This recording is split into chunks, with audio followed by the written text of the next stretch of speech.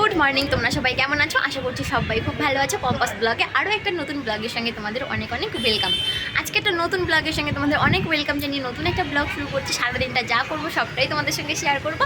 তোমরা ভিডিওটি স্কিপ না করে সম্পূর্ণটা দেখতে থাকো, আশা করছি তোমাদের ভালো লাগবে। তো চলো আজকে দিনটা শুরু করা যাক।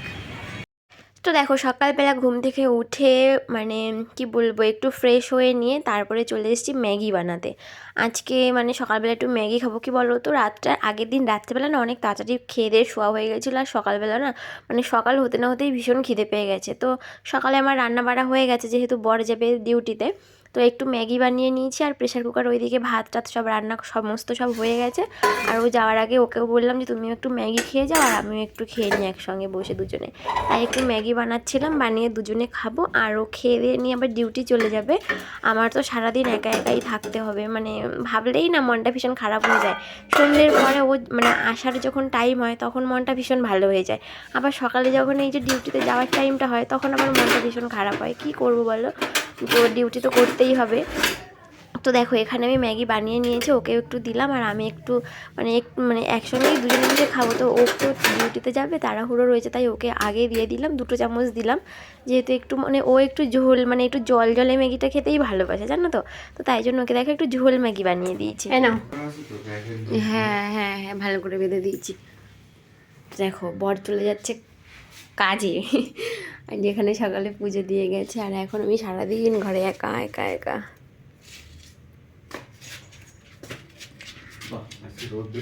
রোদ বেরিয়েছে, সকালবেলা রোদ বেরিয়েছে, কতদিন পরে যেন বৃষ্টি বৃষ্টি বৃষ্টি, ভালো লাগছিল না। আর ডাস্টবিন দিয়ে দিয়েছে, যাওয়ার সময় এটা ফেলে দেবে। যাও, সাবধানে যেও। হ্যাঁ, যেখান থেকে চলে যাবে। এখন থেকে সারা দিনটা আমি একা একা থাকবো। এই যে চলে যাচ্ছে, নাও সাবধানে যেও। ওই যে সাইকেলে উঠে গেল ওখান থেকে।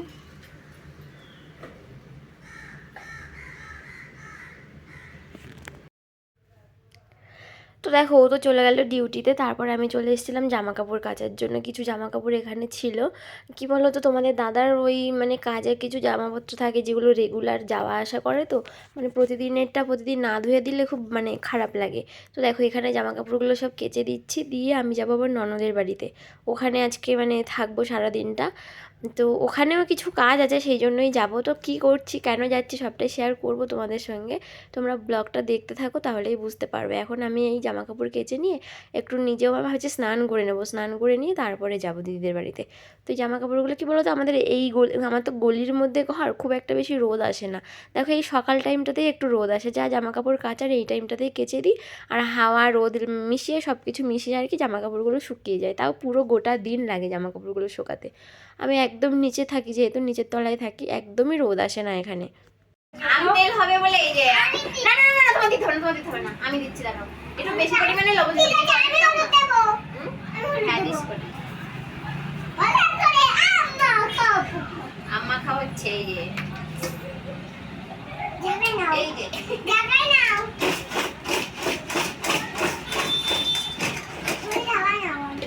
দাঁড়া, ওই দিয়ে নি। দাঁড়া দাঁড়া মা, হ্যাঁ দাও, অল্প অল্প অল্প, প্রথমে দাও দাও, আটু দাও, আটু দাও, ব্যাস থাক থাক, আদি তুমি আবার নাড়িয়ে। চলে যাচ্ছে, সরাসরি হাত দিয়ে মাথায় দেওয়া। এদিকে বৌদি মাখাচ্ছে আম, হলুদ আর লবণ, আম তেল বানানোর জন্য। কিন্তু হাই বন্ধুরা, ওরে ওইদিকে আলো পড়তেছে পুরো, মানে ছবি ভালো আসতেছে না। কি কি জানেন, হাই বন্ধুরা, নায়না চ্যানেলে স্বাগত।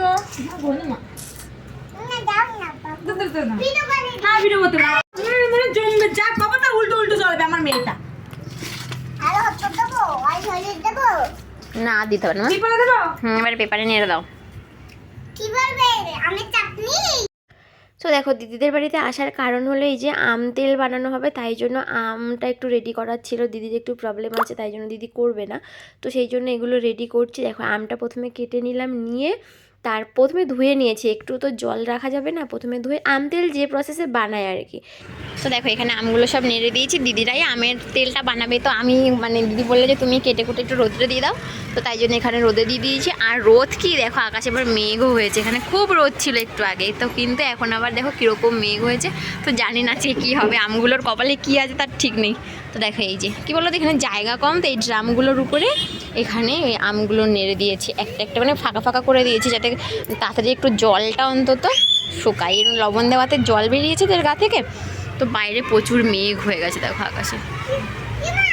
প্রায় 6টা বেজে গেল, এখনও রোদ দেখো, এখানে সূর্যি মামা এখনও সেই পরিমাণে তাপ দিচ্ছে। আমরা বাইরে এখানে বসে আছি, কারণ দিদি এখানে, আমি পাকু দাদা সবাই বসে আছি আমরা মানে ব্যালকনিতে, এত রোদ। বা ঘরেই ছিলাম এতক্ষণ, এখন ভাবলাম একটু বাইরের দিকে আসি। দেখো 6টা বেজে গেছে, আমাদের ওই দিকে বোধহয় এখন সন্ধে, প্রায় সন্ধে হয়েও গেছে, আর এখানে এখনও রোদ দেখো। আর মা এ পাকু যাস না। তো আমি এবার বাড়ির দিকে যাব, একটু রোদটা কমলে তারপরে ভাবছি যাব। দেখো মুখের উপরে পুরো রোদ পড়ছে, কথা বলার উপায় নেই।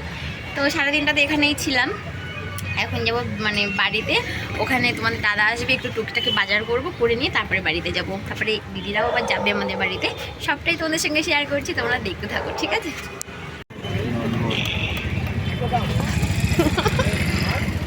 জুতো দেখো, আজকে বৃহস্পতিবারের হাটে এইখানে সব এরমভাবেই দোকান দিয়ে মানে হাট বসে, হাট মতো। এইদিকে দেখো জামা কাপড় বসেছে কত, সমস্ত সব এইদিকে জামা কাপড়ের দোকান। নিয়ে যে নিবা না?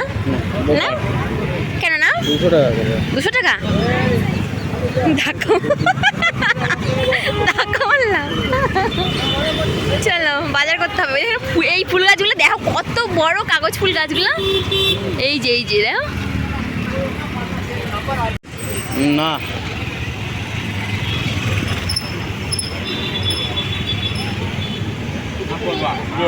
ভেন্ডি কত করে শোনো? ভেন্ডি 20 रुपये 20 रुपये पाव। पाव 20, 250 করে। পালক কত করে শোনো? পালক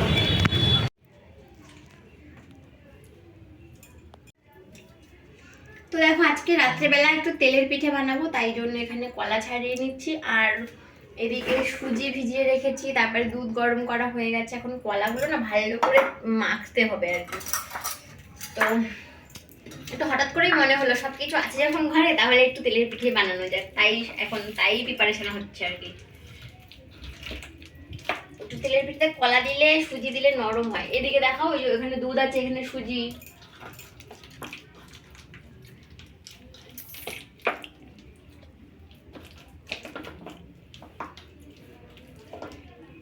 বেশি বেশি ধরে করো, টাইম ধরে। আমি আমার মতো করছি, সবাই যেমন করে সেরকম না, আমি আমার মতো, আমি যেমন পারি তেমন করবো ব্যাস। তো দেখো এখানে আজকে একটু মনে হলো কি যে রাত্রেবেলা ভাত রান্না করবো না, ইচ্ছে করছিল মানে খেতে ভালো লাগে না, প্রতিদিন যেন একই রুটিন, ভাত খাও ভালো লাগছিল না। আর ভালো না লাগার আরেকটা কারণ হলো, ঘরে না সমস্ত মানে এই যে পিঠে, তেলের পিঠে বানানোর জন্য সমস্ত সব কিছু ছিল, ময়দা, চিনি, কলা, দুধ, সুজি, একটু একটু করে মানে এক একটা দিন এক একটা জিনিস কিনে আনতে আনতে না ঘরে মানে জমা হয়ে গেছে সব জিনিসগুলো। তো ভাবলাম আজকে একটু তেলের পিঠে বানানো যাক, হঠাৎ করেই মনে হলো। তোমাদের দাদা কি বলো তো, দুপুরবেলা আজকে এত কাজের চাপ ছিল নাকি, ও খেতে পারেনি ভাত, তো সেই ভাতটা থেকে গেছে, নিয়ে চলে এসছে। তো ভাবলাম কি তাহলে যখন ভাতটা আছে তাহলে আর ভাত করব না, আর তাহলে একটু তেলের পিঠেই বানানো যাক। তো দেখো এখানে তেলের পিঠে ভাজা হয়ে যাচ্ছে, আর আমার বর ভিডিও করতে ভুলে গেছে। তারপরে একটু তেলের দেখুন আপনারা কি বলা উচিত, বড়া করছি কি বলতো, আমরা তো দুজন, আর পাশে তো কি করা উচিত এসব আর আমার ননদের দেব, তো সেই রকম ভাবেই বানাচ্ছি। তো দেখো এখানে আমি কোনোদিনও আগে এইভাবে মানে একা সব কিছু করিনি, মা হেল্প করে দিয়েছে, শাশুড়ি মাও হেল্প করেছে। যখন মানে পিঠে তো শাশুড়ি মা, শ্বশুর বাড়িতে শাশুড়ি মাই বানায়, আর বাপের বাড়িতে বসে আমি নিজেও করেছি, তোমরা তো দেখেছো আমার অন্য সুন্দর হচ্ছে দেখো। তো দেখো এখানে তেলের মানে এই বড়া পিঠেগুলো এত সুন্দর হচ্ছিল, কি বলতো যে কোনো একটা জিনিস না যখন নিজে তৈরি করবে, তো যখন মানে এই জিনিসটা ঠিকঠাক হবে, মনে হবে যে ঠিকঠাক হচ্ছে, তখন কিন্তু মনটা ভীষণ ভালো হয়ে যায়। আমি তো ভীষণ খুশি হয়ে যাচ্ছিলাম।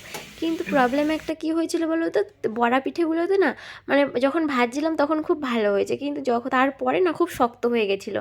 আমি জানি না কেন বড়াগুলো খুব শক্ত হয়ে গেছিলো, কিন্তু তেলের পিঠেগুলো খুব ভালো নরম তুলতুলে হয়েছিল একেবারে। তো এই তেলের পিঠে বানাবো, তো এইগুলোই রাত্রেবেলা খাওয়া হবে। তো চলো আজকে এই তেলের পিঠে বানাতে বানাতেই ব্লগগুলো শেষ করছি, ব্লগটা শেষ করছি। দেখো এখানে কতগুলো বড়া মানে তেলের পিঠে ভাজা হয়ে গেছে। তো তোমাদের কেমন লাগলো ব্লগটা অবশ্যই জানিও। ভালো